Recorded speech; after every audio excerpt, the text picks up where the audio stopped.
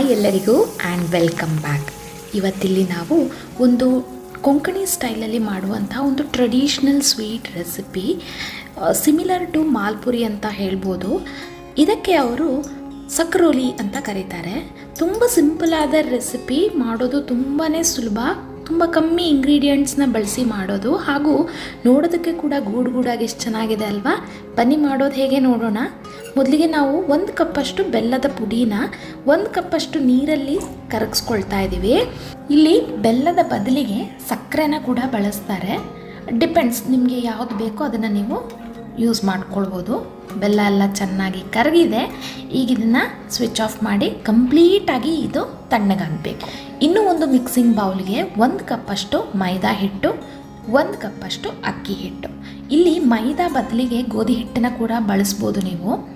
1/4 ಚಮಚದಷ್ಟು ಉಪ್ಪು ಹಾಕಿ ನಾವೇನು ಬೆಲ್ಲ ಕರಗಿಸ್ಕೊಂಡಿರ್ತೀವಲ್ಲ ಅದನ್ನು ಇದಕ್ಕೆ ಸೋಸ್ಕೊಂಡು ಹಾಕ್ಕೊಳ್ತಾ ಇದ್ದೀನಿ. ಏನಾದರೂ ಕಲ್ಲಿದ್ದರೆ ಹೋಗಲಿ ಅಂತ ಅಷ್ಟೇ.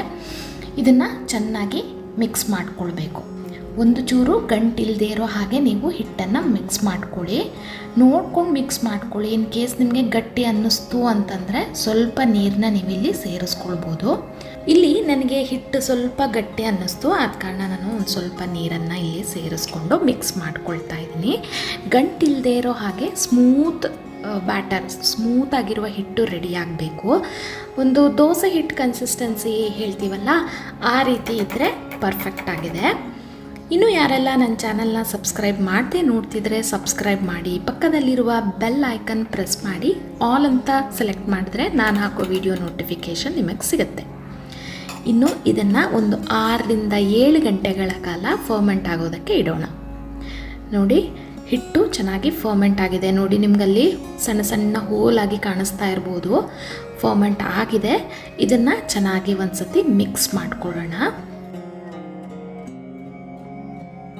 ಇನ್ನು ಇದನ್ನು ಫ್ರೈ ಮಾಡೋದಕ್ಕೆ ಈ ರೀತಿ ಆಳವಾಗಿರುವ ಕಡಾಯಿನೇ ನೀವು ತಗೊಳ್ಬೇಕಾಗತ್ತೆ. ಆ್ಯಂಡ್ ಅದಕ್ಕೆ ಒಂದು 3ರಿಂದ 4 ಟೇಬಲ್ ಸ್ಪೂನ್ ಎಣ್ಣೆ ಸಾಕು. ಎಣ್ಣೆ ಬಿಸಿ ಆಗ್ತಾ ಇದ್ದಂಗೆ ನೀವು 1 ಸೌಟಷ್ಟು ಹಿಟ್ಟನ್ನು ಈ ರೀತಿ ಮೆಲ್ಲಗೆ ಅದಕ್ಕೆ ಹಾಕ್ಕೊಳ್ಬೇಕು. ಆ್ಯಂಡ್ ಸೈಡಲ್ಲೆಲ್ಲ ನಿಮಗೆ ನೋಡ್ಬೋದು ಗೂಡಾಗಿ ಬರ್ತಾ ಇದೆ. ಅದು ಮಿಡಲ್ ಬರಬೇಕಾದ್ರೆ ನೀವು ಅದರ ಮೇಲ್ಗಡೆಗೆ ಎಣ್ಣೆನ ಎರಚಬೇಕಾಗತ್ತೆ. ಕಾದ ಎಣ್ಣೆನ ಚಮಚದ ಸಹಾಯದಲ್ಲಿ ನೀವು ಈ ರೀತಿ ಎರಚೋದ್ರಿಂದ ಮಿಡಲಲ್ಲಿ ಅದು ಉಬ್ಬಕ್ಕೆ ಸ್ಟಾರ್ಟ್ ಆಗುತ್ತೆ.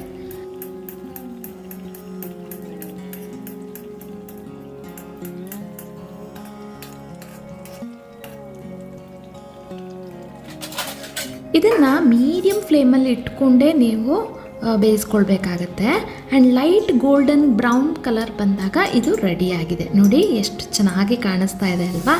ಇನ್ನೂ ಒಂದು ಮಾಡಿ ತೋರಿಸ್ತೀನಿ. ಮೆಲ್ಲಗೆ ಹಾಕ್ಕೊಳ್ಳಿ ಹಿಟ್ಟನ್ನು. ಆ್ಯಂಡ್ ನೋಡಿ ಎಷ್ಟು ಗೂಡಾಗಿ ಬರ್ತಾ ಇದೆ ಅಲ್ವಾ. ಇದು ನಡುಗೆ ಅಂದರೆ ಮಿಡಲ್ಗೆ ಬರ್ತಾ ಇದೆ ಅಂತ ಆದಮೇಲೆ ನೀವು ಮೇಲೆ ಎಣ್ಣೆನ ಎರಚ್ಕೊಳ್ಳಿ. ಮಿಡ್ಲಲ್ಲಿ ಅದು ಉಬ್ಬಕ್ಕೆ ಸ್ಟಾರ್ಟ್ ಆಗುತ್ತೆ.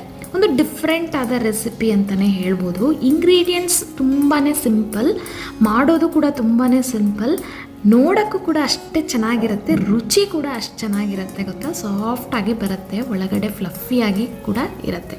ನಾವು ಫರ್ಮೆಂಟ್ ಮಾಡಿರ್ತೀವಲ್ಲ ಹಿಟ್ಟನ್ನ, ಆದ ಕಾರಣ.